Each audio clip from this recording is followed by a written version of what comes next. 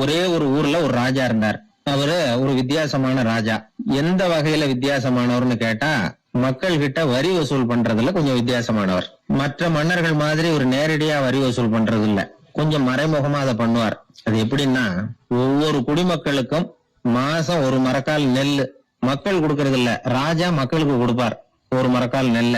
அதாவது அரண்மனையில இருந்து ஒவ்வொரு வீட்டுக்கும் நெல் வந்து சேர்ந்துரும். அந்த ஒரு மரக்கால் நெல்ல இவங்க வாங்கிட்டு அதுக்கு பதிலா ஒரு மரக்கால் அரிசிய ராஜாவுக்கு திருப்பி கொடுக்கணும். இதுதான் அந்த ஊர் வழக்கம். ராஜா வந்து ஜனங்களுக்கு நெல்லை கொடுத்துட்டு அதுக்கு பதிலா அதே அளவு அரிசியா திருப்பி வாங்கிக்குவார். இதை தவிர வரி ஏதும் வசூல் பண்றது இல்ல. இப்படி ஒரு ராஜா.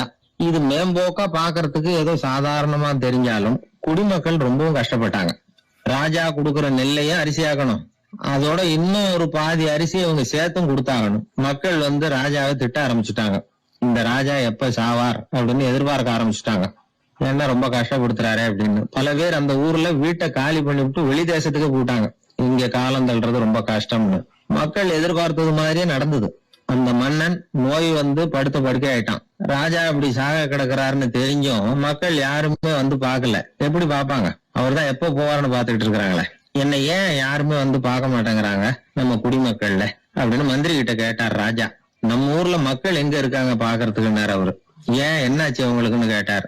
அமைச்சர் அப்பதான் அரசனுக்கு அவன் பண்ணின தவற வந்து சுட்டி காட்டினார். மக்களுக்கு இழைத்த கொடுமையை எடுத்து சொல்லி புரிய வச்சார். அதுக்கப்புறம் தான் மன்னருக்கு ஞானோதயம் வந்தது. செய்த பாவங்களை எண்ணி வருத்தப்பட்டான். மெதுவா அமைச்சர் பக்கம் திரும்பி, எங்க என் புள்ளன்னு கேட்டான். அவர் எங்கேயாவது ஊர் சுத்திக்கிட்டு இருப்பார், சூதாட்ட விடுதிகள்ல கிடப்பார் அப்படின்னாரு அமைச்சர். அவன் எங்க இருந்தாலும் உடனே அழைச்சிட்டு வாங்கன்னு உத்தரவு போட்டார் ராஜா. அடுத்த நாளே இளவரசனை கொண்டாந்து நிறுத்தினாங்க. தந்தையே, என்ன செய்யணும்னா சொல்லுங்க அப்படின்னு கேட்டான் இளவரசன். அவர் சொன்னார், மகனே, மக்களுக்கு வந்து நான் பொல்லாதவன் ஆயிட்டேன், அவங்க எல்லாம் என்ன நல்லவன்னு சொல்லணும்.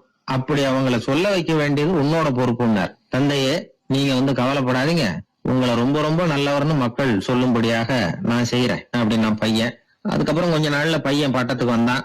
அவன் என்ன பண்ணான், வரி வசூல் பண்ற முறையில ஒரு மாற்றத்தை உண்டு பண்ணான். என்ன மாற்றம் பண்ணனான்னா, ஒவ்வொரு வீட்டுக்கும் ஒரு மரக்கால் உமிய கொடுக்கறது, அதுக்கு பதிலா ஒரு மரக்கால் அரிசியை வாங்கிக்கிறது. அப்பா என்ன பண்ணாரு, நெல்லை கொடுத்துட்டு அரிசியா வாங்கினார். இவன் மகன் வந்து உமிய கொடுத்துட்டு அரிசியா வாங்கினான். கொஞ்ச காலம் ஆச்சு. ஒரு நாள் மந்திரியை கூப்பிட்டு கேட்டான், அமைச்சரே, நம்ம ஊர் மக்கள் என்ன பேசிக்கிறாங்க அப்படின்னு. உங்க அப்பா ரொம்ப நல்லவன்னு பேசிக்கிறாங்க அப்படின்னாரு அமைச்சர்.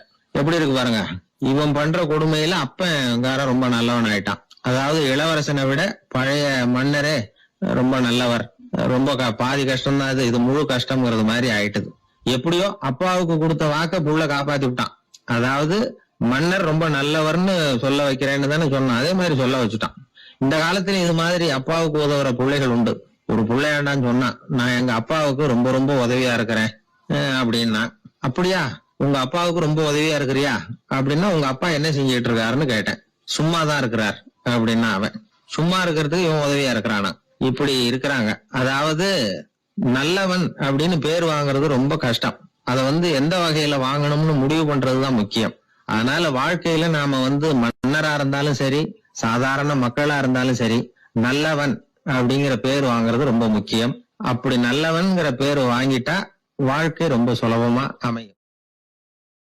சில பேருக்கு தொட்டதெல்லாம் வெற்றியா முடியும், சில பேருக்கு தொட்டதெல்லாம் தோல்வியா முடியும். இதுல உள்ள ரகசியம் என்ன, அதை தெரிஞ்சுக்கணும்னா இந்த கதையை கேளுங்க. ஜப்பான்ல ஒரு பெரிய வீரர் இருந்தார். அவர் பேரு நொபுனாகா. அவர்கிட்ட இருந்த படை வீரர்கள் கொஞ்சம் பேர் தான். சிறிய படை பலத்தை வச்சுக்கிட்டு பெரிய பெரிய படைகளை எல்லாம் முறியடிச்சிருக்கிறார் அவர். அவ்வளவு சாமர்த்தியம் உள்ளவர். ஒரு தடவை எதிரி மீது படையெடுத்து போயிருக்கிறார். அப்போ அவருடைய படை வீரர்களுக்கும் தளபதிக்கும் ஒரு சந்தேகம் வந்துட்டது. இந்த போர்ல நாம வெற்றி பெற முடியுமா அப்படிங்கிற சந்தேகம். இருந்தாலும் இதை எப்படி தலைவர்கிட்ட தெரிவிக்கிறது, ரொம்ப யோசனை பண்ணாங்க. கடைசியா கொஞ்சம் துணிச்சலை வரவழைச்சுக்கிட்டு மெதுவா கேட்டுவிட்டாங்க. அவர் பார்த்தார், சரி, அதை நாம முடிவு செய்ய வேணாம், புத்த விகாரத்துக்கு போயிட்டு வருவோம், பூவா தலையா போட்டு பாத்துருவோம், என்ன வருதோ அது பிரகாரம் செயல்படுவோம், என்ன சொல்றீங்க? ஏன்னா போருக்கு செல்லும் போது முழு மனசோட போகணும், ஊசலாட்டம் இருக்கக்கூடாது அப்படின்னார். தளபதியும் படை வீரர்களும் சரின்னு ஒத்துக்கிட்டாங்க. உடனே அவங்க எல்லாரும் அங்க பக்கத்துல இருந்த கோயிலுக்கு போனாங்களாம். தலைவர் உள்ள போனார். எல்லாரும் ஆவலோடு வெளியில காத்துக்கிட்டு இருக்கிறாங்க. ரொம்ப நேரத்துக்கு அப்புறம் அவர் வெளியில வந்தார். தளபதி, துணை தளபதிகள் எல்லாரையும் கிட்டத்துல கூப்பிட்டார். அவங்க முன்னிலையில ஒரு தங்க காசை எடுத்தார். இத பாருங்க, இப்ப பூவா தலையா போட்டு பாத்துருவோம். பூ வந்தா தோத்துருவோம், தலை வந்தா ஜெயிச்சிருவோம். அதனால பூ விழுந்தா போர் வேணாம், அதை தவிர்த்துருவோம். தலை விழுந்ததுன்னா போருக்கு போவோம். விதி இப்போ நம்ம கையில தான் இருக்கு. இங்க என்ன தீர்ப்பு கிடைக்குதோ அது பிரகாரம் நடப்போம் அப்படின்னு சொல்லிவிட்டு தங்க காசை சுண்டி போட்டார். அது அப்படி சுழன்று மேல போய் கணீர்னு தரையில வந்து விழுந்தது. எல்லாரும் ஆவலோடு அதை குனிஞ்சு பாக்குறாங்க. தலை விழுந்திருக்குது. ஒரே மகிழ்ச்சி, ஆரவாரம். அதுக்கப்புறம் அவங்களுக்கு சந்தேகம் வரவே இல்லை. அப்படியே உறுதியான ஒரு முடிவோட போருக்கு போனாங்க. வெற்றியோட திரும்பி வந்தாங்க. வெற்றி விழா நடக்குது.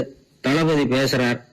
இந்த வெற்றியை காசுதான் முடிவு பண்ணுச்சு, அதனால விதியை வெல்ல யாரால முடியும் அப்படின்னார். சொல்லிவிட்டு உட்கார்ந்தார். அப்போ அந்த தலைவர் தன்கிட்ட இருந்த அந்த தங்க காசை எடுத்து ரகசியமா தளபதி கிட்ட கொடுத்தாராம். தளபதி அதை வாங்கி பாக்குறாரு. அந்த நாணயத்துல 2 பக்கமும் தலைதான் இருக்குது. இதுல இருந்து என்ன தெரியுதுன்னா, வெற்றியின் ரகசியம் என்னன்னா மன உறுதி தான். எதை செஞ்சாலும் மனக்குழப்பம் இருக்கக்கூடாது. எண்ணி துணிக கருமம், இது வள்ளுவர் வாக்கு. பரீட்சை ரிசல்ட் வர்ற சமயம் ஒரு பையன் ஒரு காசை சுண்டி போட்டு தலையா பூவா பாத்துக்கிட்டு இருந்தான். என்னப்பா பாஸா ஃபெயிலா பாக்குறியா அப்படின்னு கேட்டாங்க. பரீட்சை ரிசல்ட்டை பொறுத்த வரைக்கும் எனக்கு சந்தேகம் இல்லை சார் அப்படின்னா. அப்புறம் எதுக்கு இது அப்படின்னு கேட்டாங்க. ரிசல்ட் வந்த பிறகு எங்க அப்பா என்னை திட்டுறதோட விட்டுருவாரா இல்ல அடிப்பாரா அப்படிங்கறத தெரிஞ்சுக்கிறதுக்காக இது அப்படி.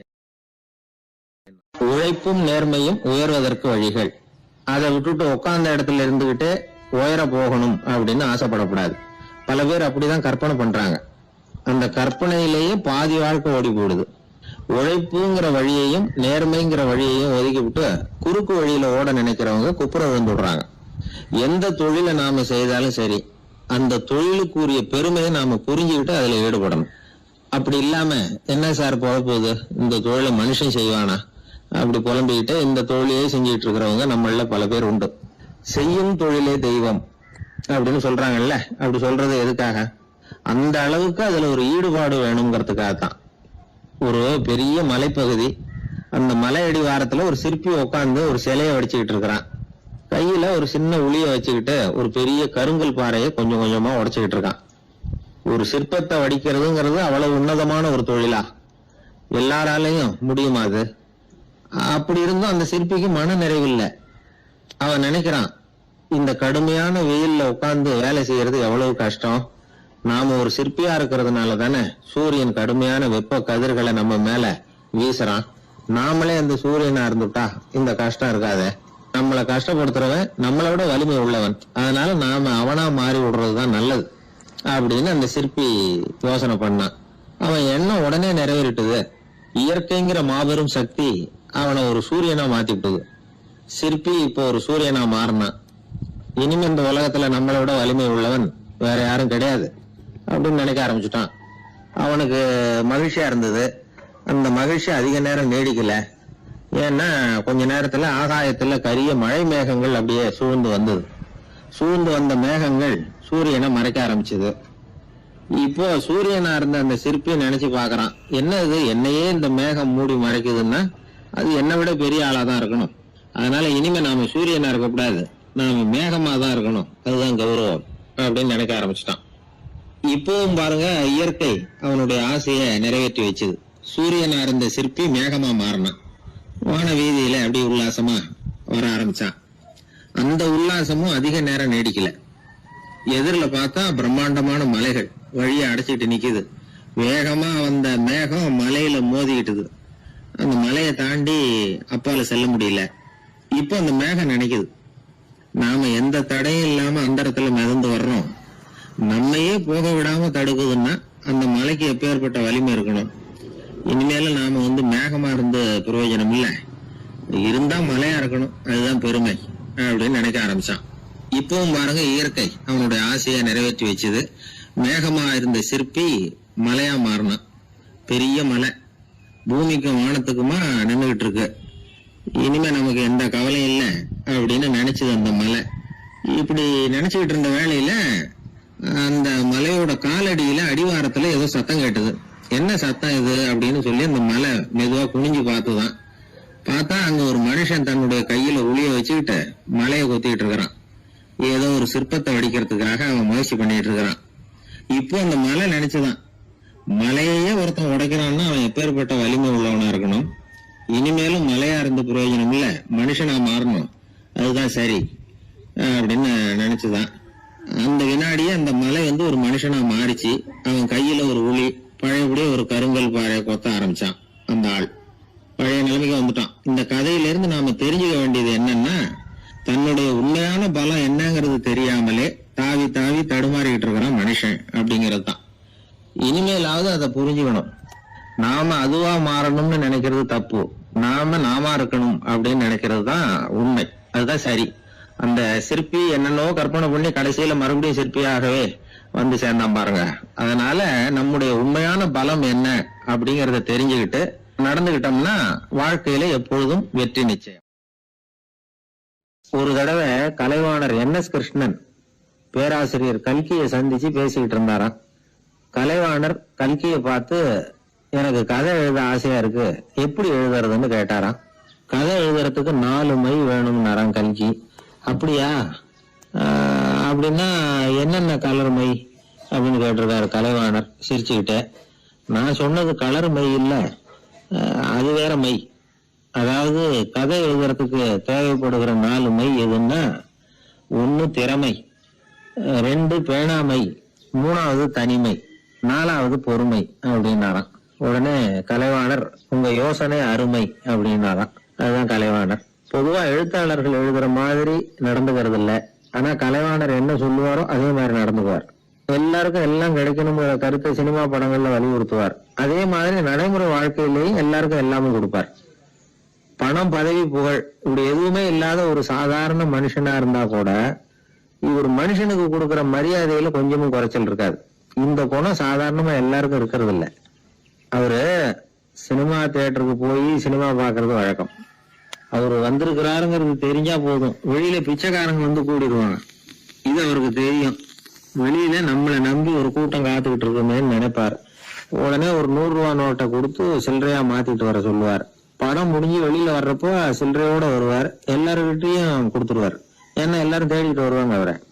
என்ன எல்லாரும் சௌக்கியமா இருக்கிறீங்களா அப்படின்னு பிரியமா விசாரிப்பார். ஏதோ ரொம்ப நெருங்கின சொந்தக்காரங்களை விசாரிக்கிறது மாதிரி விசாரிப்பாரு. தன்கிட்ட இருக்கிற சில்லறையை எல்லாருக்கும் சமமா பிரிச்சு கொடுத்துட்டு தான் அங்கிருந்து புறப்படுவார். ஒரு நாள் அது மாதிரி புறப்படுற சமயத்துல ஒரு சின்ன பையனுக்கு சில்லறை எதுவும் கிடைக்கல கொடுக்கறதுக்கு. இது கலைவாணருக்கு தெரியாது. கார்ல ஏறி புறப்பட்டு போயிட்டார். அந்த பையன் காரை புடிச்சுக்கிட்டு பின்னாடியே ஓடியாந்துருக்கிறான். ஐயா, நீங்களே இல்லைன்னு சொன்னா நான் என்ன பண்றது, இன்னைக்கு பட்னி தான், அம்மாவுக்கு வேற உடம்பு சரியில்லை அப்படின்னு கத்திட்டே ஓடியாந்தானா. கலைவாணர் கவனிச்சுட்டார்.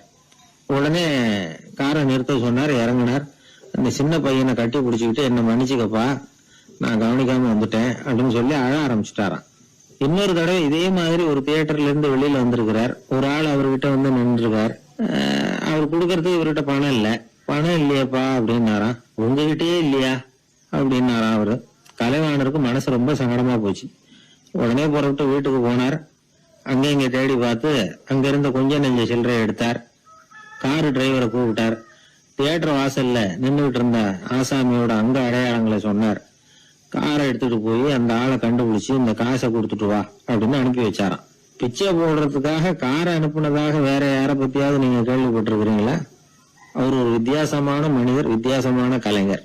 கலைவாணரோட சகோதரர் கல்யாணம் நடந்தது. அதுல தியாகராஜ பாகவதர் கச்சேரி முடிஞ்ச உடனே அதுல சம்பந்தப்பட்ட கலைஞர்களுக்கெல்லாம் கலைவாணர் பரிசுகள் கொடுக்கிறார். அந்த கச்சேரியில கடம் வாசிச்சவருக்கு மட்டும் மத்த எல்லாருக்கும் கொடுத்ததை விட பெருசா ஒரு வெள்ளி கோப்பையை பரிசா கொடுத்தாராம். மத்தவங்களுக்கு எல்லாம் சின்னதா கொடுத்துட்டு கட வித்துவானுக்கு மட்டும் பெருசா பரிசு கொடுக்குறீங்களே ஏன்னு கேட்டிருக்கிறாங்க. அதுக்கு கலைவாணர் விளக்கம் கொடுத்தாராம். இப்பெல்லாம் ரயில்ல கூட்டம் அதிகங்கிறது உங்களுக்கு எல்லாருக்கும் தெரியும். இந்த வித்துவான் இவ்வளவு பெரிய மண்பானைய ரயில்ல ரொம்ப பத்திரமா உடையாம ரொம்ப தூரத்துல இருந்து கொண்டு வந்திருக்கிறாரே, அது என்ன சாமான்யமான காரியமா? அவரோட அந்த சாமர்த்தியத்தை பாராட்டுறதுக்காக தான் அவருக்கு இவ்வளவு பெரிய பரிசு அப்படின்னா. ஒரு வெளி தேசத்துல இருந்து ஒருத்தர் நம்ம நாட்டுக்கு வந்தார். இங்க ஒருத்தர் அவரை அன்பா கூப்பிட்டு உபசரிச்சார். ஒரு ஆரஞ்சு பழத்தை அவர்கிட்ட கொடுத்தார். கொடுத்து சாப்பிட சொன்னார். அவர் அதை வாங்கினார். அதை அப்படியும் புரட்டி பார்த்தார். அவருக்கு ஒன்றும் புரியல. ஏன்னா அவர் தேசத்துல அது இல்ல போல இருக்கு. என்ன செய்யறதுன்னு அவருக்கு ஒண்ணும் புரியல. அப்படியே கடிச்சு பார்த்தார், கசப்பா இருந்தது, தூக்கி எறிஞ்சிட்டார். அதை ஏன் தூக்கி எறிஞ்சிட்டீங்கன்னு கேட்டாரு இவர். கசக்குது, அதை எப்படி சாப்பிடுறது அப்படின்னாரு அவரு. அது அப்படி சாப்பிடக்கூடாது, மேல உள்ள தோலை எடுத்து எரிஞ்சிடணும், இனிப்பான பகுதி உள்ள இருக்குது அப்படின்னு விவரம் சொன்னார் இவர். இப்படி சொன்னவர் ஒரு யோகி.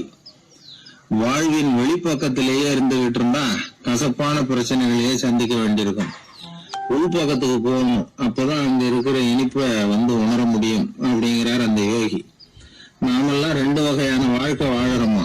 மேலோட்டமான வெளிப்படையா உள்ள வாழ்வுங்கிறது ஒண்ணு, உள்ளார்ந்த வாழ்வுங்கிறது ஒண்ணு. வாழ்வின் வெளிப்புறம் பிரச்சனைகளும் சவால்களும் நிறைஞ்சது, உள்புறம் அமைதியா இருக்கிறது. இந்த உள்பக்கத்துலதான் மகிழ்ச்சியான வாழ்வுக்கு தேவையான புதையல் இருக்குதான். யாரு கண்டா அந்த புதையலை? ஆழ்நிலை தியானம்லாம் பண்றாங்கல்ல, அது எதுக்காக? அந்த புதையலை கண்டுபிடிக்கிறதுக்கு தான். நாம் அந்த உள்பக்கத்துக்கு போய் அங்க உள்ள ஊக்க சக்தியையும் புத்திசாலித்தனத்தையும் பொறுக்கி எடுத்துக்கிட்டு அன்றாட வாழ்க்கையில அதையெல்லாம் உபயோகப்படுத்தணும். மனசு ஒரு குரங்கு மாதிரி அலையுதுங்கிறோம், அதை கட்டுப்படுத்த முடியலங்கிறோம். மனசு அலையிறது உண்மைதான். தேனி எதுக்காக அலையுது? தேனுக்காக அலையுது. அது மாதிரிதான் மனசும் அலையுது. மகிழ்ச்சி, சாந்தி இதுகளை தேடி அலையுது. மனசை உள்பக்கமா அலைய விடணும். மகிழ்ச்சியான வாழ்வுக்கு என்னென்ன தேவைங்கிறத இந்த யோகி சொல்றார். ஊக்கம், புத்திசாலித்தனம், அமைதி, சாந்தம். இது எல்லாம் நம்ம கிட்ட நமக்குள்ளேயே இருக்குது. அதனாலதான் சொர்க்கம் நமக்குள்ளே இருக்குன்னு சொல்றது. புதையல நமக்குள்ளேயே வச்சுக்கிட்டு அதை தேடி புலம்பிக்கிட்டு இருக்கிறது ரொம்ப வேடிக்கைங்கிறார் அவர். இதெல்லாம் கேட்கிறப்போ உங்கள பல பேருக்கு கோபம் கூட வரலாம். என்ன சார் இது, இந்த ஒரு தகவல்ல ஏதாவது உபயோகமா சொல்லுவீங்கன்னு பார்த்தா என்னமோ தத்துவம் எல்லாம் பேசிக்கிட்டு இருக்கிறீங்களேன்னு நினைக்கலாம் நீங்க. இதுவும் உபயோகமான விஷயம்தான். நாம தியானம் அது இதுன்னு எதுவும் பண்ணலன்னா கூட மனசுல அழுத்தமோ இறுக்கமோ இல்லாம எப்பவும் சந்தோஷமா இருக்கிறதுக்கு பழகிட்டா அதுவே போதும். ஏன்னா மன இறுக்கத்தினாலேயே ஏகப்பட்ட நோய்கள் வருதான். பெருவாரியான உடம்பு கோளாறுகளுக்கு வாழ்க்கையின் விரக்தியாலேயும் தோல்விகளாலேயும் ஏற்படுற மன இறுக்கம் தான் காரணம்ங்கிறது மருத்துவ ஆராய்ச்சி முடிவு. நான் இறுக்கம் இல்லாம இருக்கிறதுக்கு தான் பிரியப்படுறேன், இந்த சமூகம் அதுக்கு இடம் கொடுக்கலையே, என்ன பண்றது அப்படிங்கிறது சில பேரோட கேள்வி. இந்த சமூகத்தை சரி செய்ய வேண்டியது நாம தான், நம்மளை சரி பண்ணிக்க வேண்டியது நாம தான். நான் சரியா இருக்கிறேன், சமூகம் சரியில்லைன்னு அதை ஒதுக்கி பிரயோஜனம் இல்லை. ஒரு குடும்பஸ்தர், அவர் மனசுல எப்பவும் டென்ஷன். அவர் டென்ஷன் இல்லாம இருக்கிறதுக்கு பழகிக்கிட்டார். அதுக்கப்புறமா அவர் சொல்லுவார், நான் ஒன்னும் ஆழ்நிலை தியானம்லாம் பண்ணல, இருந்தாலும் என் மனசு எப்பவும் அமைதியா தான் இருக்குது. இவ்வளவுக்கும் எங்க வீட்டுல தினமும் என் சம்சாரத்துக்கும் எங்க அம்மாவுக்கும் சண்டை நடந்துகிட்டே தான் இருக்கும் அப்படிம்பார். அது சரிங்க, உங்க அம்மா ஒரு பக்கம், உங்க மனைவி ஒரு பக்கம், அவங்க 2 பேரும் சண்டை போடுறப்போ நீங்க எந்த பக்கம் இருப்பீங்க அப்படின்னு கேட்டார் ஒருத்தர். அந்த சமயம் நான் வீட்டுக்கு வெளிப்பக்கம் இருப்பேன் அப்படின்னார் அவர். ஒரு மனிதன் கோபப்படும் பொழுது அவனை நல்லா கவனிச்சு பாருங்க. ஏதாவது ஒரு மிருகத்தின் சாயல் அவன் முகத்துல தெரியும். முகம் அழகா இருக்கிறது இப்போ அவன் புன்னகையோட இருக்கிறப்பதான். கோபமா இருக்கிறப்ப முகம் அழகா இருக்காது. சார் கோபத்துல இருக்கார், இந்த கோபம் குறையறதுக்குள்ள ஒரு போட்டோ எடுத்துருங்க, அழகா இருக்கும் அப்படின்னு யாரும் சொல்றது இல்ல. போட்டோ எடுக்கிறவர் கூட எடுக்கிறதுக்கு முன்னாடி முகத்தை கொஞ்சம் சிரிச்ச மாதிரி வச்சுங்க சார் அப்படின்னு தான் சொல்லுவார். முகத்தை கொஞ்சம் கடுகடுப்பா வச்சுங்க சார், அப்பதான் நல்லா அமையும் அப்படின்னு சொல்லுவார். ஒரு உண்மை என்ன தெரியுமா? கோபம் மனசையும் கெடுக்கும், உடம்பையும் கெடுக்கும். கோபப்படுகிறவர்களின் ஆயுள் காலம் குறைகிறது அப்படிங்கிறது விஞ்ஞான உண்மை. சிரிக்கிறவங்க ஆயுள் காலம் அதிகரிக்கிறது அப்படிங்கிறது விஞ்ஞான உண்மை. கோபப்படுறவங்களை யாரும் விரும்புறதில்லை. கோபப்படுற அப்பா அம்மா கிட்ட பிள்ளைங்க நெருங்காது. கோபப்படுற அதிகாரிகள் கிட்ட ஊழியர்கள் நெருங்க மாட்டாங்க. கோபப்படுற வாத்தியார்கிட்ட பிள்ளைங்க நெருங்குறது இல்லை. அவன் எப்ப பார்த்தாலும் வள்ளுன்னு விழுவான், அதனால எப்பவும் அவன் பக்கத்திலேயே இருக்கணும்னு ஆசைப்படுறேன் அப்படின்னு ஒருத்தன் சொன்னா அவனை இவன் வேடிக்கை பார்க்க ஆரம்பிச்சுட்டான் அப்படின்னு அர்த்தம். சரி, இந்த கோபம் எதனால வருது? இயலாமையினாலதான் வருதான். இப்ப நீங்க நினைக்கிறத நிறைவேற்றக்கூடிய சாமர்த்தியம் உங்ககிட்ட இல்லைங்கிறப்போ அது கோபமா வெளிப்படுது, அவ்வளவுதான். திறமை உள்ளவன் கோபப்பட வேண்டிய அவசியமே இல்லை. ஒரு உண்மையான கவிஞன் கிட்ட போய் ஒரு கவிதை எழுதி கொடுங்க, அப்படின்னு சொன்னா அவன் உடனே எரிச்சல் அடையக்கூடாது. எரிச்சல் வந்தா அது அவனுடைய இயலாமையை காட்டுது. சிற்பி சிலை செதுக்கிறதுக்கு கோவப்படக்கூடாது. ஒரு அதிகாரி சொன்னார், நீங்க சொல்றதெல்லாம் சார் தான் சார், இருந்தாலும் கோவப்படலைன்னா வேலை நடக்காது சார், அதனாலதான் தினமும் ஆபீஸ்ல கத்திட்டு கிடக்குறேன் அப்படின்னார். ஆனா உண்மை என்ன தெரியுமா, கத்துறதுனால கத்துறதுதான் நடக்குமே தவிர காரியம் நடக்காது. வேலை நடக்கிறது மாதிரி ஒரு பாவனை நடக்கும், அவ்வளவுதான். தவறு செய்கிறவர்களுக்கு தண்டனை கத்துறது மட்டும் இல்ல, திட்டு வாங்குற யாரும் தான் செஞ்சது தவறுதான் அப்படின்னு ஒத்துக்கிறது இல்லை. அதை அவங்க உணர்றதும் இல்லை. அப்படி இருக்கிறப்போ திட்டுறதுனால என்ன பிரயோஜனம்? திட்டுறதன் நோக்கம் என்ன? திட்டு வாங்குறவங்க திருந்தணுங்கிறது தானே. நோக்கம் நிறைவேறாதுன்னா எதுக்காக கத்தணும்? திட்டுறது மூலமாவே ஒருத்தனை திருத்த முடியும்னா திருடுறவனை எல்லாம் கூப்பிட்டு கொஞ்ச நேரம் திட்டி போயிட்டு வாப்பா, இனிமே நீ திருந்திவிட்ட அப்படின்னு சொல்லி வச்சுடலாமே. இதுல நாம முக்கியமா புரிஞ்ச வேண்டியது என்னன்னா, கோபம்ங்கிறது நாம அடுத்தவங்களுக்கு கொடுக்கிற தண்டனை இல்லை, அது நமக்கு நாமே கொடுத்துக்கிற ஒரு தண்டனை. அடுத்தவங்களை திருத்துறதாக நினைச்சுக்கிட்டு நம்ம நாமே கெடுத்துக்கிற ஒரு முயற்சி. நம்ம மனசு கெட்டு போகுது, நம்ம உடம்பு கெட்டு போகுது, அதுதான் கண்ட பலன்.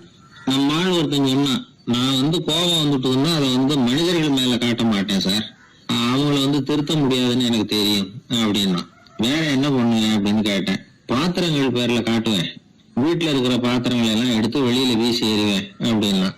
அதனால கோபம் குறைஞ்சுதா அப்படின்னு கேட்டாங்க. எனக்கு குறைஞ்சுது, ஆனா எதிர்த்த வீட்டுக்காரனுக்கு அதிகமாயிட்டுதுன்னு நானும். அது எப்படிறான்னு கேட்டிருக்காங்க. நான் எனக்கு கோபம் வந்த உடனே நேரம் அவங்க வீட்டுக்குள்ள போய் அங்க இருக்கிற பாத்திரங்களை தான் எடுத்து வெளியில வீசி எறிகிறேன் அப்படின்னா. நம்ம உடம்புல ரத்த அழுத்தம் இருக்குதே, அது நல்லதா கெடுதலாம்? உடனே அது கெடுதல்னு தான் சொல்லுவோம். ஆனா உண்மை அது இல்லை. இயற்கையா உள்ள ரத்த அழுத்தம் நம்ம உடம்புக்கு தேவையான ஒண்ணு. அந்த அழுத்தம் அதிகமா போனாதான் கெடுதல். அததான் நாம பிபின்னு சொல்றோம். ஆனா அது உண்மையிலேயே உயர் ரத்த அழுத்தம், ஹைப்பர் டென்ஷன். இதயம்ங்கிறது ஓயாம வேலை செஞ்சுக்கிட்டு இருக்கிற ஒரு பம்பு.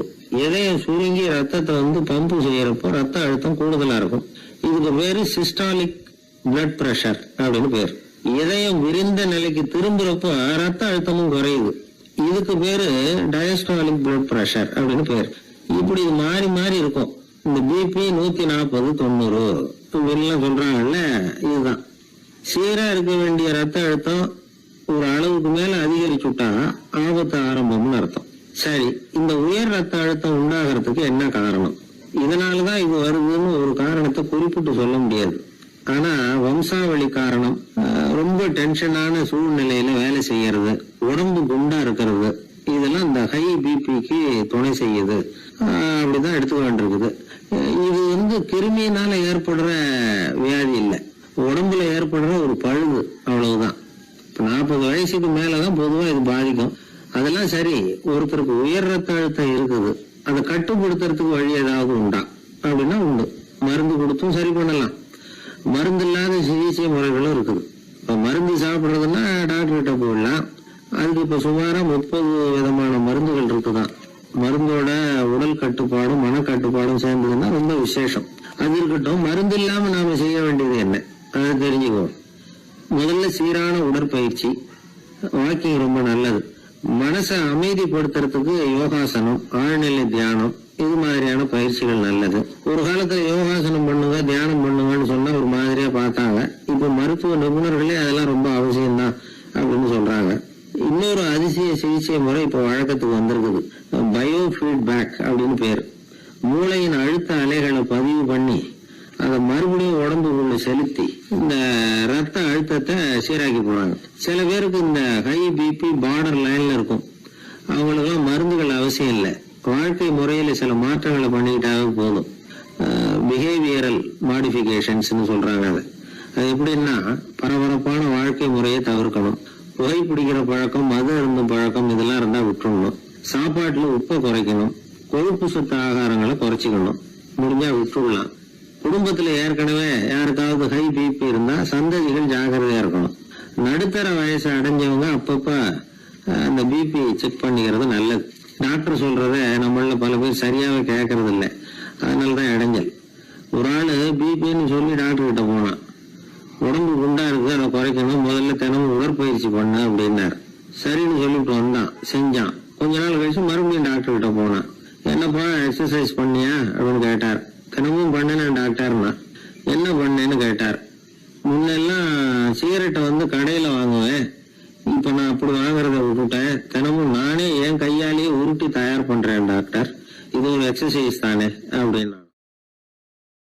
தந்தியை விட வேகமா போகக்கூடியது எது அப்படின்னு கேட்டார் ஒருத்தர். வதந்தின்னார் இன்னொருத்தர்.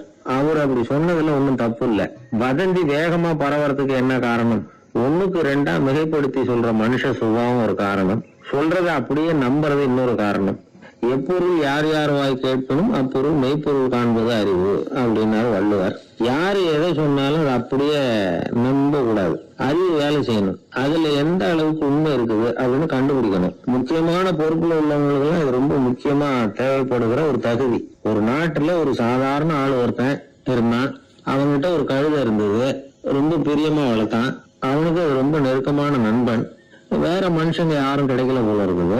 அந்த கழுதைக்கு கந்தர்வசேனன் அப்படின்னு பேர் வச்சான். அந்த பேரை சொல்லிதான் அவன் கூப்பிடுறது வழக்கம். அவ்வளவு பிரியமா வளர்த்த அந்த கழுதை ஒரு நாள் திடீர்னு செத்து போச்சு. எப்படி இருக்கும் அவனுக்கு? ரொம்ப சங்கடப்பட்டான். சாப்பிட கூட பிடிக்கல. அவனுக்கு முகத்தை முன்னு வச்சுக்கிட்டு அவன் பாட்ட உட்காந்துருக்கிறான். இந்த நேரம் பார்த்து அவனுக்கு வேண்டியப்பட்ட ஒருத்தன் அந்த பக்கமா வந்தான். அவனை பார்த்தான். ஏன்டா இப்படி உட்காந்துருக்குற அப்படின்னு கேட்டான். கந்தர்வசேனன் செத்து விட்டதா சொல்லி குலுங்கி அழ ஆரம்பிச்சுட்டாங்க. கந்தர்வசேனன் யாருன்னு கேட்டான். இவன் இப்படி கேட்ட உடனே அவன் இன்னமும் சத்தம் போட்டு ஒவ்வொன்னு கத்த ஆரம்பிச்சுட்டான். துக்கம் அதிகமாயிட்டுது. அவன் அழற வேகத்தை பார்த்ததும் சரி, கந்தர்வசேனன்ங்கிறது முக்கியமான ஒரு பெரிய மனுஷன் போல இருக்கு அப்படின்னு இவன் முடிவு பண்ணிட்டான். நம்ம ஃப்ரெண்டோட துக்கத்தை நாமளும் பகிர்ந்துக்கணும்னு நினைச்சான். உடனே தலையை மொட்டை அடிச்சுக்கிட்டான், மீசை எடுத்துட்டான், கருப்பு உடை போட்டுக்கிட்டான். கந்தர்வசேனன் இறந்த செய்தி இப்படி காத்து வாக்குல பரவ ஆரம்பிச்சது ஊர் பூரா. ஊர்ல உள்ளவங்க எல்லாம் இந்த செய்தியை கேட்டதும் அவங்களும் தலையை மொட்டை அடிச்சுக்கிட்டு கருப்பு துணி போட்டுக்க ஆரம்பிச்சுட்டாங்க. ஒரே நாள்ல நகரம் பூராவும் துக்கத்துல ஆழ்ந்து போச்சு. எங்க பார்த்தாலும் மொட்டை தலை, கருப்பு துணி. அந்த நாட்டு அமைச்சர் இதை பார்த்தார். ஜனங்கள் எல்லாம் வருத்தமா இருக்கிறாங்களே அப்படின்னு நினைச்சு சில பேரை கூப்பிட்டு விசாரிச்சார். என்ன விஷயம் அப்படின்னு. கந்தர்வசேனன் செத்துட்டார், அதனாலதான் இப்படி துக்கம் அனுஷ்டிக்கிறோம் அப்படின்னாங்க. அவராவது கொஞ்சம் யோசனை பண்ணி பார்த்திருக்கலாம்ல. கந்தர்வசேனன்னு சொல்றீங்களே, யார் அது அப்படின்னு விசாரிக்கலாம்ல. விசாரிக்கல. மக்கள் துயரத்துல நாமளும் பங்கு எடுத்துக்கணும் அப்படின்னு தான் அவர் நினைச்சார். அவரும் உடனே மொட்டை அடிச்சுக்கிட்டு கருப்பு சட்டை போட்டு ஆரம்பிச்சுட்டார். அமைச்சர் இப்படி இருக்காருங்கிற செய்தி அரசருக்கு எட்டுச்சு. அவரு என்ன பண்ணாரு, அவரும் மொட்டை போட்டுக்கிட்டு தூக்கம் அனுஷ்டிக்க ஆரம்பிச்சுட்டார். அன்னைக்கு ராத்திரி ராஜா மொட்டை தலையோட அந்த புறத்துக்கு வர்றார், முகத்தை முன்னு வச்சுக்கிட்டு. ராணி பார்த்தாங்க.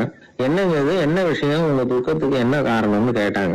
ராஜா ரொம்ப கவலையோட கந்தர்வசேனன் செத்து விட்டாராம், ஜனங்கள்லாம் வருத்தத்துல இருக்கிறாங்க, அதனால நானும் அவங்களோட துக்கத்துல பங்கெடுத்துக்கிறேன், ஒரு ராஜாவோட கடமை இல்லையா அது அப்படின்னார். அது சரி, கந்தர்வசேனன் யாரு, உங்க அப்பாவா அண்ணனா, எதுக்காக தலையை மொட்டை அடிச்சுங்க அப்படின்னு கேட்டாங்க ராணி. அதுக்கப்புறம் தான் ராஜா யோசிக்க ஆரம்பிச்சார். ஆமா, அதுவும் சரிதானே, நாம என்னத்துக்கு அவசரப்பட்டு இப்படி பண்ணோம் அப்படின்னு சொல்லி நினைச்சுக்கிட்டு அதுக்கப்புறம் அமைச்சரை கூப்பிட்டார்.